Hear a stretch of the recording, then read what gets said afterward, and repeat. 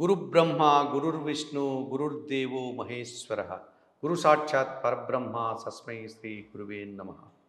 నిదయే సర్వవిద్యానాం విశజే భవరోగిణాం గురువే సర్వలోకానాం దక్షిణామూర్తయే నమః.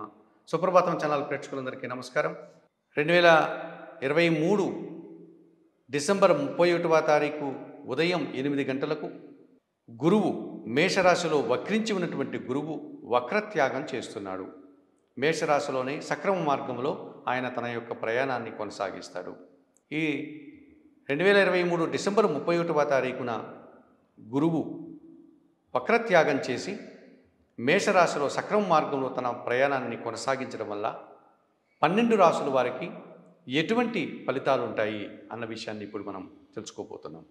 అష్టమ భావంలో అనగా మేషరాశిలో గురువు వక్రత్యాగం చేయడం వల్ల, ఇది అష్టమ భావం కావడం వల్ల ఈ కన్యారాశి వారికి చతుర్థ సప్తమాధిపతి అయినటువంటి గురువు అష్టమ భావంలో సంచరించడం వల్ల కుటుంబంలో అనవసరమైనటువంటి ఖర్చులు, కుటుంబంలో అశాంతి, జీవిత భాగస్వామితో మనస్పర్ధలు, లేకపోతే అనారోగ్య సమస్యలు, జన సంబంధాలతో వీరికి ఉన్నటువంటి సత్సంబంధాలంతా కూడా బెడిసికొట్టి ఒక రకమైనటువంటి అభిప్రాయ భేదాలు, ఒక రకమైనటువంటి ప్రతిబంధకాలు ఏర్పడడానికి అవకాశం కనిపిస్తుంది. ఈ రకంగా కన్యారాశి వారికి అష్టమ భావంలో గురు సంచారం వీరికి పూర్తిగా కూడా ప్రతికూల ఫలితాలను ఇచ్చేటువంటి పరిస్థితి, గురుబలము లేనటువంటి పరిస్థితి కనిపిస్తుంది.